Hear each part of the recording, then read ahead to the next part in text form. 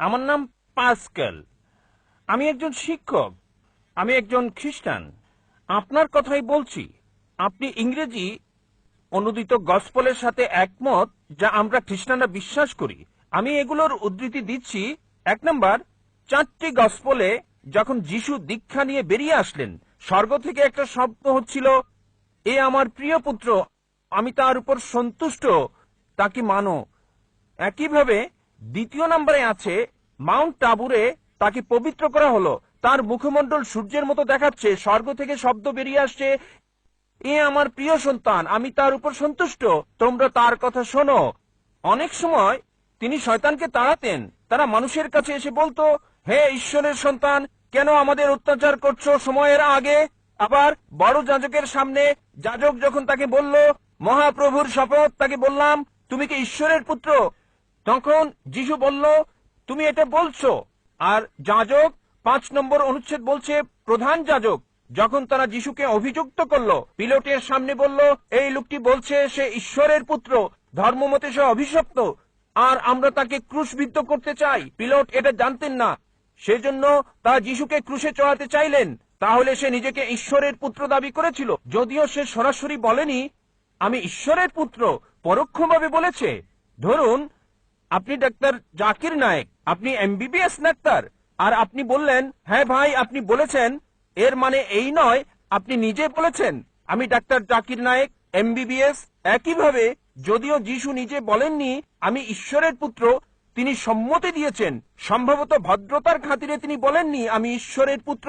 আবার আরেকটি ভাই উদাহরণ। ভাই আপনার প্রশ্ন ইতিমধ্যে 5টা অনুচ্ছেদের উদ্ধৃতি দিয়েছেন, কোনোটারই রেফারেন্স বলেননি। আপনার না না, উত্তরটা বলেন। আমি এটার জন্য প্রস্তুত না, তাই আর ঠিক বলছি আছে, না। আমি রেফারেন্সটা বলে দেবো, কোনো সমস্যা নেই, আমি রেফারেন্সটা বলে দেবো, আপনাকে সাহায্য করবো ভাই, আমি আপনাকে সাহায্য করতে চাই ভাই, কোনো সমস্যা নেই। আপনার প্রশ্নটা কি?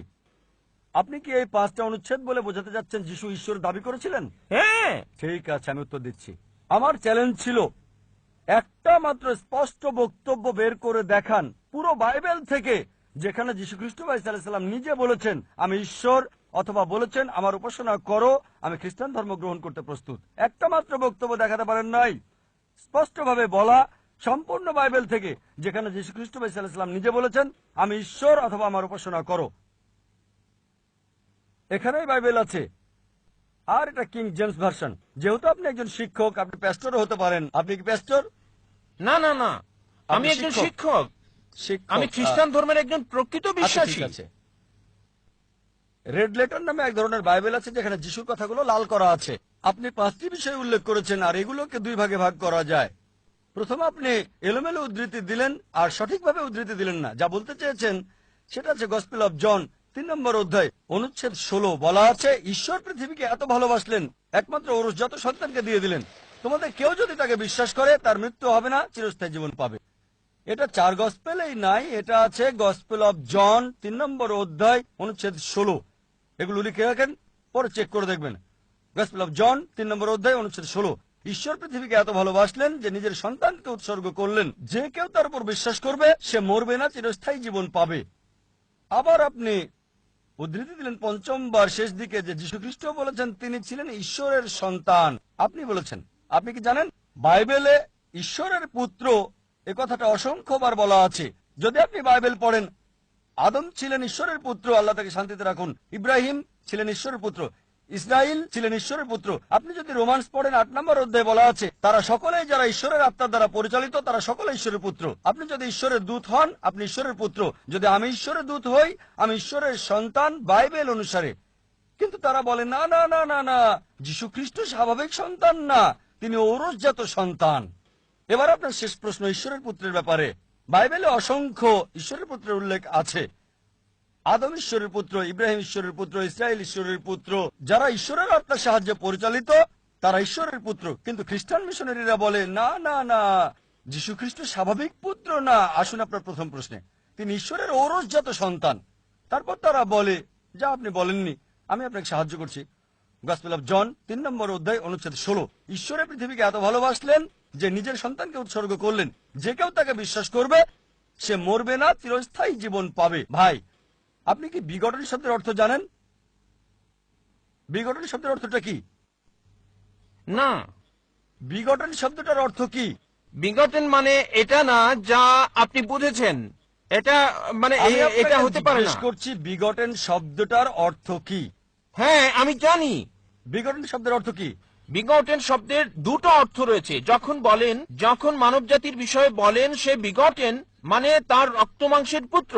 যখন ঈশ্বর বিগটেন বলেন, তার মানে এটা কাউকে বোঝায় না, তাকে জন্ম দেয়া। এর মানে হলো গভীর সম্পর্ক পিতা এবং পুত্রের মাঝে। এটা যদি বলেন পুত্র, আমি বলি ধরেন কেউ এখানে আসলো আর আমি বললাম হে আমার পুত্র, সে কিছু মনে করবে না, কারণ তার অল্প বয়স। যদি আমি বলি যে পুত্র এখানে আসো, সে আসবে। যদি বলি বিগটন স্থান এখানে আসো, সে আমার গালে চড় মারতে পারে।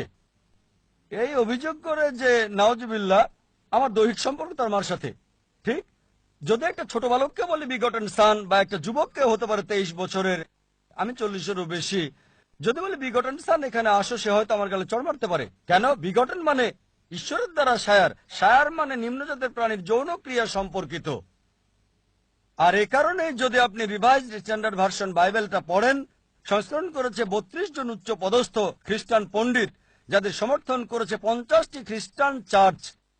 তারা বলেছে বিগটন শব্দটি গসপেল অফ জন অধ্যায় 3 অনুচ্ছেদ 16 হচ্ছে অসার কথা, একটা মিশ্রণ, একটা প্রতারণা, এবং তারা এটাকে বাইবেল থেকে বাদ দিয়েছে। আপনি কি জানেন? যদি রিভাইজড স্ট্যান্ডার্ড ভার্সন বাইবেল পড়েন, যেটা সবচেয়ে বেশি বিকৃত, সংস্করণ করেছে 32 জন উচ্চ পদস্থ খ্রিস্টান বিশেষজ্ঞ, যাদেরকে সহায়তা করেছে 50টি বিভিন্ন খ্রিস্টান মিশনারি। তারা বলেছে এই বিঘটন শব্দটি হচ্ছে অসার কথা, একটা মিশ্রণ, একটা প্রতারণা। এজন্য এই বিঘটন শব্দটা তারা বাদ দিয়েছে। সুতরাং যদি বলেন পুত্র, তবে ঈশ্বরের পুত্র আছে বাইবেলে অসংখ্য। সুতরাং আপনার প্রথম এবং শেষ প্রশ্নের উত্তর আমি দিয়েছি। এবার আসুন আপনার দ্বিতীয় এবং তৃতীয় প্রশ্নে। বলেছেন তিনি শয়তানকে তাড়ান, পুরো উদ্ধৃতি দেন। আপনি পুরো বাক্যটা বলেননি, আমি আমার লেকচারে বলেছি। গসপেল অফ ম্যাথিউ অনুযায়ী অধ্যায় 12 28 নম্বর অনুচ্ছেদ তিনি বলেছেন আমি শয়তানকে তাড়িয়ে দিই ঈশ্বরের আত্মার সাহায্যে। গসপেল অফ লুক অধ্যায় 11 অনুচ্ছেদ 20 আমি শয়তানকে তাড়াই ঈশ্বরের আঙুলের সাহায্যে। এখানে বলছে না যে তিনি একা করেন, তিনি এটা করেন ঈশ্বরের সাহায্যে। এর মানে এই নয় যে তিনি ঈশ্বর। এই সবগুলো অনুচ্ছেদ যা আপনি বলছেন স্পষ্ট করে বলছে যে তিনি হচ্ছেন ঈশ্বরের দূত, তিনি নিজে ঈশ্বর ছিলেন না। এ কারণেই আমি চ্যালেঞ্জ করেছি আপনি পুরো বাইবেলে একটা মাত্র অনুচ্ছেদ দেখান যেখানে স্পষ্ট করে বলা যীশু খ্রিস্ট বা ঈসা আলাইহিস সালাম নিজে বলেছেন যে আমি ঈশ্বর, বা তিনি বলেছেন আমার উপাসনা করো, আমি খ্রিস্টান ধর্ম গ্রহণ করতে প্রস্তুত আছি।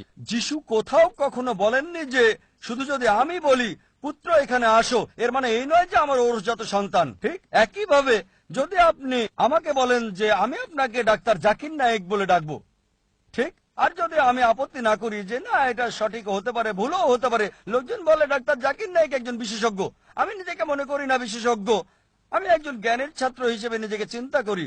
সুতরাং লোকজন আমাকে যদি বিশেষজ্ঞ বলে আর আমি নীরব থাকি, তার মানে এই নয় যে আমি গ্রহণ করেছি। তারা আমাকে বিশেষজ্ঞ হিসেবে বিবেচনা করে, আমি নিজেকে বিবেচনা করি না। সবসময় নিজেকে জ্ঞানের একজন ছাত্র হিসেবে উল্লেখ করে থাকি, তালবে ইলম। সুতরাং আপনি বাইবেল থেকে যা উদ্ধৃতি করেছেন, বাইবেলের যেখান থেকে করেন রেড লেটার হতে হবে। রেড লেটার মানে যীশু খ্রিস্ট বা ঈসা আলাইহিস সালামের কথা। একটা মাত্র বক্তব্য দেখান, স্পষ্ট অনুচ্ছেদ, পরিষ্কার করে বলা পুরো বাইবেল থেকে, যেখানে যীশু খ্রিস্ট বা ঈসা আলাইহিস সালাম নিজে বলেছেন যে আমি ঈশ্বর, বা আমার উপাসনা করো, আমি খ্রিস্টান ধর্ম গ্রহণ করতে প্রস্তুত।